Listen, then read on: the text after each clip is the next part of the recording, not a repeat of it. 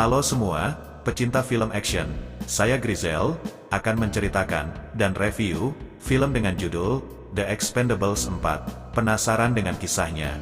Oke, kita simak saja. Film The Expendables 4 akan melanjutkan seri The Expendables sebelumnya, dan kini telah hadir untuk tayangan terbarunya. Film The Expendables 4 akan memiliki alur cerita tak kalah menarik dan menegangkan dari seri pendahulunya.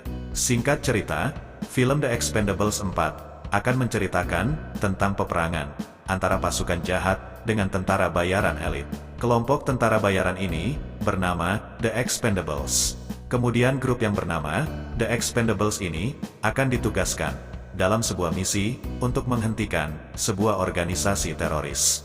Sementara itu, dalam film ini akan ada aktor kenamaan Indonesia yang bernama Iko Uwais yang akan memerankan peranan sebagai antagonis, yaitu seorang mantan perwira militer yang memperdagangkan senjata-senjata tentara secara ilegal.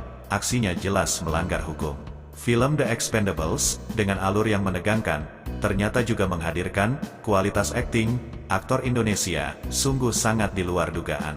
Lalu Iko Uwais akan memerankan karakter yang menggelapkan senjata-senjata tentara yang dia jual akan melibatkan banyak pihak, tak terkecuali pula dengan organisasi teroris, sehingga sangat membahayakan negara maupun masyarakat. Lalu grup The Expendables kali ini juga bahkan terseret ke dalam sebuah konspirasi yang memicu konflik perang nuklir antara dua negara, yakni Amerika dan Rusia.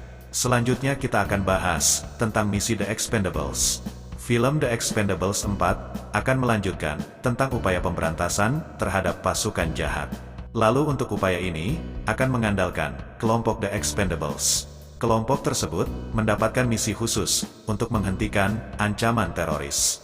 Kemudian, organisasi teroris ini sendiri memiliki pemimpin yang masih terkesan misterius sebab belum terungkap identitasnya. Selanjutnya untuk misi, film The Expendables 4 tak hanya khusus, misinya juga berbahaya, bahkan nyawa bisa jadi taruhannya apabila gagal menjalankan misi dengan baik. Kemudian konflik semakin memanas karena menghadirkan aktor yang bernama Jason Statham. Dia akan berperan menjadi ahli pisau dengan karakter yang bernama Lee Christmas. Lalu Jason begitu lihai dalam memerankan karakter tersebut.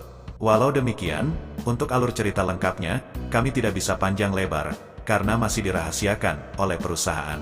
Kalian baru bisa tahu bagaimana alur ceritanya dengan detail apabila menyaksikan film ini secara langsung setelah film tersebut rilis. Selanjutnya kita akan bahas tentang film The Expendables 4. Selain filmnya yang menarik, masih ada banyak hal penting lainnya yang harus Anda ketahui tentang film The Expendables 4. Film ini akan dipercaya oleh orang yang bernama Scott Waugh. Kemudian untuk produser film ini akan dipegang oleh Kevin King Templeton, Yariv Lerner, Les Weldon, hingga Jason Statham. Lalu hal penting lainnya, yakni seputar penulis naskah untuk alur cerita film ini, ditulis oleh sejumlah pihak, antara lain Kurt Wimmer, Max Adams, dan Ted Dagerhat. Selanjutnya untuk skenario, pihak yang telah berjasa dalam film ini adalah Ted Dagerhat, Kurt Wimmer, dan Max Adams. Sementara itu, untuk ceritanya mengandalkan Spencer Cohen, Ted Dagerhat, dan Kurt Wimmer. Film ini tak hanya memperlihatkan kualitas akting Iko Uwais dan Jason Statham saja, tetapi masih banyak lagi pemain berbakat lainnya. Pemain-pemain tersebut diantaranya adalah Curtis Jackson, Dolph Lundgren, Megan Fox, Tonya, Andy Garcia, Randy Couture, dan Sylvester Stallone.